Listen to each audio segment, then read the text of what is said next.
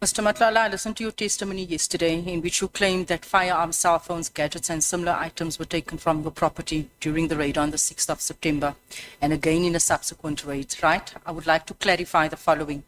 When you received your items back from SAPS, how exactly did you collect them and what did you collect?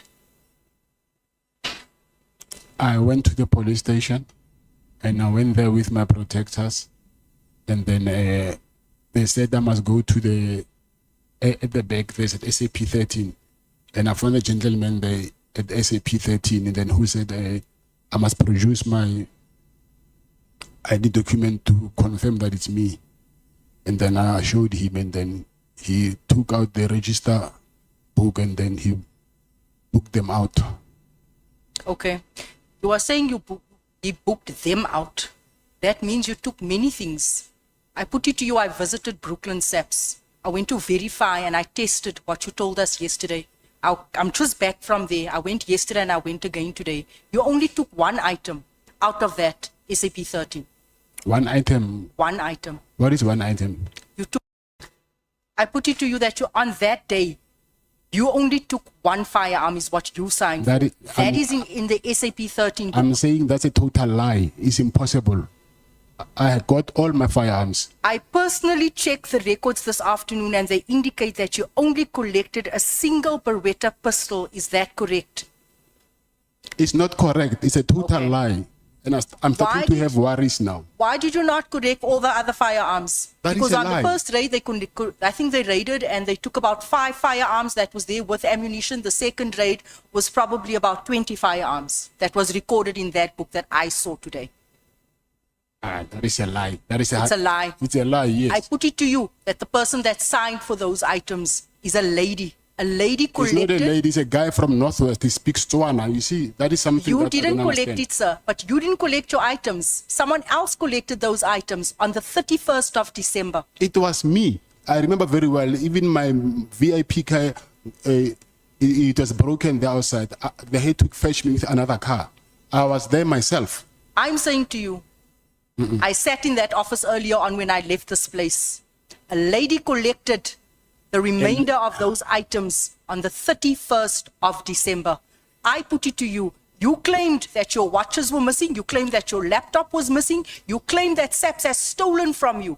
Yet you did not open up a case for your watches, your Rolex, your laptop and everything else. You didn't open up no case for that because that wasn't recorded in the SAP 13. Raising your voice because of this. Because I'm not fighting with you. Because you are worth me raising my voice to. No, you are also lying because what you're saying is not true. I saw. So you are saying that I'm blind. I'm saying that you are not telling the truth. That is a lie. Yes, 100%. I'm saying so. I'm saying to you that the records reflect that you did not fetch your own firearms. No. Then how did my firearm go to my office? So this is why this committee needs a forensic investigator so that we don't have to do our own investigations. But I did it anyway today. It's impossible. I put it to you. When I ask questions, it's not because I don't know the answers. You collect. I remember very well. It was on New Year's Eve. The guy told me that it was on New Year's Eve. I'm telling you, it was on New Year's Eve. The guy said to me that he stays he's from Northwest. He was even speaking Tswana. I remember very well that day. I will never forget. They came with a black BMW. Matlala. Yes. And Honorable James. Honorable James Wayaga. No. Wait, Matlala. You. Why are you raising May you, with due respect, honorable members, may you, with due respect, withdraw that statement. Yes. I request you to withdraw the statement. I withdraw the statement. Yeah, I want to make this request to you. I want you to have a conversation. Don't breathe on each other's neck. Yes. Because you are going to make each other uncomfortable. Just relax, take your breath, ask your questions. I've been relaxed all along, but you can see where this comes from. I'm talking to the two of you. I have made an observation. That's why I talk to the two of you. And I want to make this request to you that please have a conversation. You can proceed, Honorable Chair, James. I came here because I was invited. I don't appreciate when someone is raising a voice at me, whether he she takes my testimony or not, it's okay. I understand that, but there is no need for her to raise my voice. I'm not a child. I don't even think she's older than me. But even if she is, still here we treat each other as equals. So I don't think she's got the right to raise her voice on me. That I'm not comfortable with. Mokodi. You are not my equal. You are definitely not my equal. Say that. Can't say we treat each other as equals. We are sitting on two different sides of the Honorable fence. James, Honorable James, listen. You know, let's tell the South African public that when we are here, we are the supreme leadership of this country. There is no institution in the Republic of South Africa bigger than Parliament. Parliament is the highest locus of power in this country. And it will become a very sad day if a member of Parliament will appear on television or on any media platform toe to toe with an ordinary citizen. That's why, without passing any judgment on either of you, I request you to have a conversation. And it's unfortunate, Mr. Matlala, for the statement that you made, and I'm once again going to request you to withdraw it. This part that says she may even be younger than you, it's unfortunate, and I humbly request you to withdraw it. No, I'm sorry, and I withdraw it. Yes. Listen now, as we are going to proceed. I don't want to invite honorable souls to pray for you for peace to reign. I just want you to have conversation. Your time is guaranteed, Honorable James. You will have it. No need to panic. Just have a conversation with Mr. Matlala. And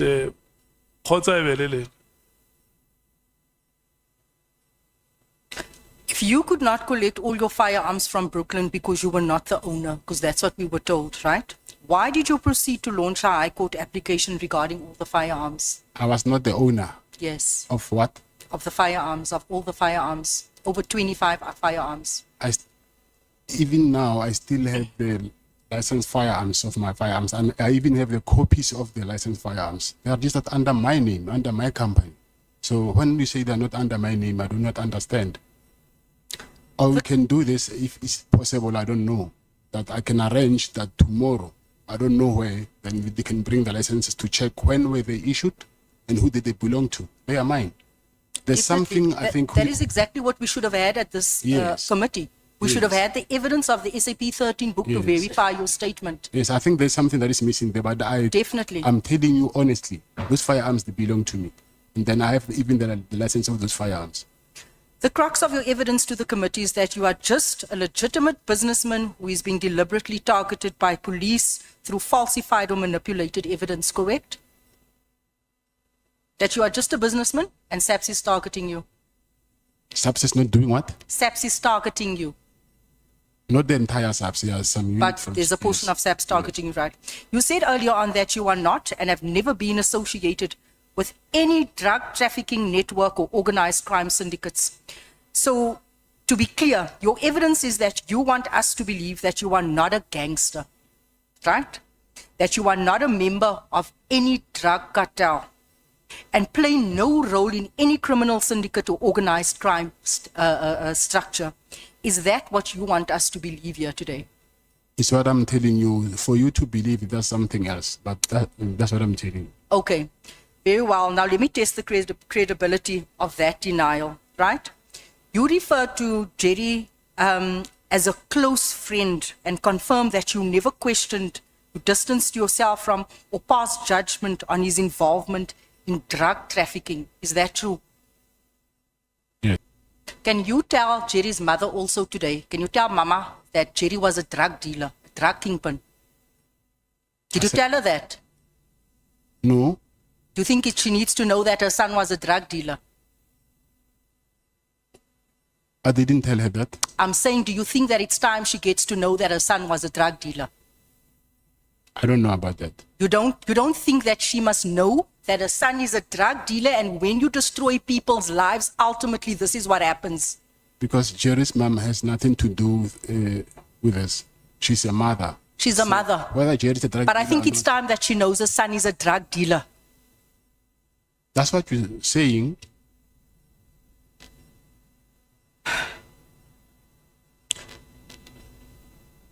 Do you know someone by the name of Ishmael Nangi?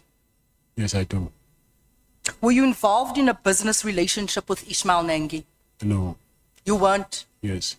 Weren't involved? Business. Yes. Any dealings? Do you have any dealings with him? No, I don't. You don't.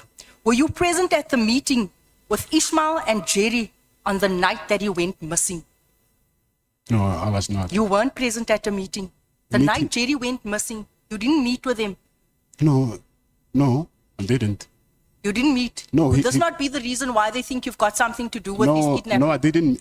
I didn't meet him that day. It was on Monday, I remember. Sunday, that Monday, he called me actually telling me that he was in the club on Sunday. So I was talking to Jerry on the phone, and we never met. But you never met with Ishmael and Jerry? No, Never. no. What would be your response if I put it to you that the allegation that you and General Sibia were allegedly involved in the sale of illegal drugs from stolen forensic laboratory to the value of 40 million rand, which was given to Jerry to sell, and that Jerry in fact owed money to you and Sibia and Nagy, and that was the reason for meeting him on the night of his disappearance?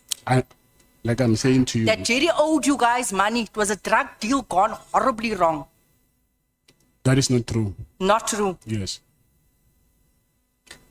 I highly doubt that the truth of your answers, Mr. Matlala, but let's move on, right? Because you've had nothing to do with his disappearance. Yes. Because that's earlier true. on, Mr. Malema said that his family thinks that you are involved. And now I put it to you that there was 40 million rand worth of drugs sold, stolen from forensics that embroiled, alleged yourself and General Sibia. But you have nothing to do with that. That's my first time hearing that from you, actually. Would you accept that as a general principle, bribing powerful public officials is a fundamental ingredient of organized crime networks? Bribing people is the ingredient needed for networks. Yes, I agree. Thank you. Besides the 500,000 that you bribed former Minister Becky Cele, have you ever given money, gifts or financial assistance to any senior SAPS members? Besides that 500, have you ever given anyone, because we need to track the money? Have Not- you ever given money to anyone, paid for anything in SAPS? Think very nicely. Not that I can think of. Not that you can think of. Let me try and refresh your memory. Have you ever personally paid for cosmetic procedures, namely a BBL, a Brazilian butt lift, right? For a senior member within South African Police Service? No. You've never paid? No. Okay. In that recording that you denied here all day, you are heard saying that you left 200,000 in a bin for General Sibia's office. You deny that is you on the recording, because you said that's not your voice. Your voice has been tampered with. Yes, it's not my voice. It's not your voice, so you didn't leave 200,000 for No. Sibia. No. Jy en Sibia het niks te doen vandag nie. How do you know General Richard Shibiri? I know him through a friend. Through a friend, very close friend of Sibia as well, right? I think they are colleagues, not Yeah, friends. they colleagues. Amal, same mengelmus. In the same recording, you say that you paid this general 80,000 rand in cash. That same recording where you're singing that you gave the 200,000, 80,000 to this member. Like I'm saying, that recording is fake. It's fake. Yes. So you didn't pay for this. This 80,000 was for the fact that he was promoted from a brigadier and he was promoted to crime intelligence, and you paid for the celebrations. You didn't do that. No, I borrowed him money and he paid You borrowed me him back. money, Yes. the money for the party to Yes. celebrate his promotion. But he paid me But back. you just said just now that you never gave money. So you know a lot of friends. You have a lot of friends in SAPS. He borrowed me money. He borrowed money from me and he paid back. In the very same recording, you reference amount of 500,000. Here we don't have a name being paid to crime intelligence official. Do you also deny this? That I paid 500,000 to who? Crime intelligence official. In the same recording that played, all this money, trailing of monies that you've paid to people in SAPS. Unfortunately- Not you, not your voice. No. Okay. Do you understand that the common thread in the evidence before this committee is that you were corruptly bankrolling and influencing senior police officials Whether you deny it or not, you have admitted to bribery of a former police minister. So why on earth should we believe you that you didn't bribe any other officials? I'm not saying I want you to believe me. I'm telling you what I know. So whether you believe me or not, that is something else. Why would a person who presents himself exclusively as a businessman be routinely providing large cash payments to senior police officials, including claims of leaving money in bins, paying for medical procedures, funding of officials within crime intelligence? Why would you be doing all of this? I've never You got done your that. firearms back. Why do you pay? You have a history of paying people in SAPs. But the Like information, you captured SAPs. but the information you have is wrong. I've never And left. people are always borrowing money from you. It's always in SAPs. Can I answer? Are you You finished? may. I'm saying I never left any money in the bin. I put it to you again, if these payments were not intended to influence wrongdoing, unlawful protection, preferential treatment, disappearance, or withdrawal of cases, then for what legitimate business purpose, you being a businessman, for what legitimate business purpose were they made?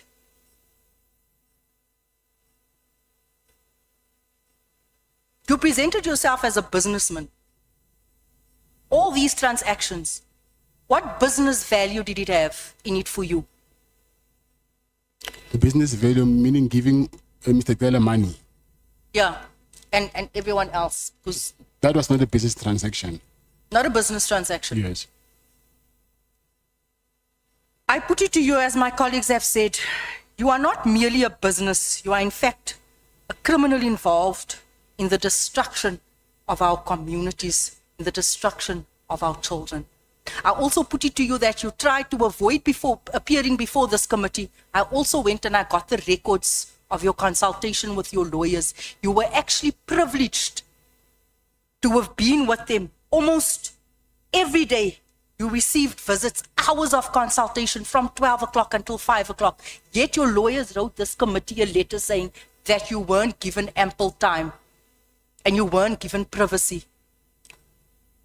And when I check the records, it shows that you were given ample time. In fact, you were favored. In fact, you actually have your family. I'm not sure if your wife is your legal consultant, part of the team. You have your wife here every day with you in the consultation room.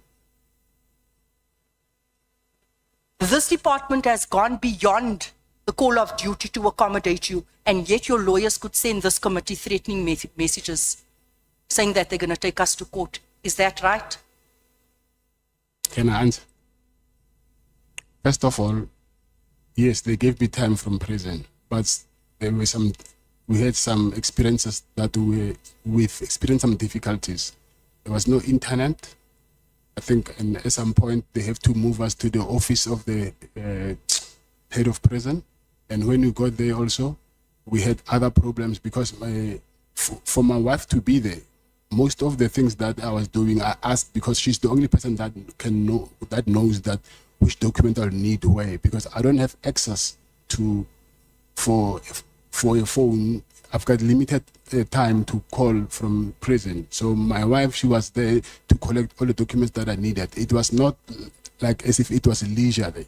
It was my legal team and my wife, and it was not like I was using that thing to be with my wife. So that is not correct when you say that the prison is giving me opportunity to be with my wife.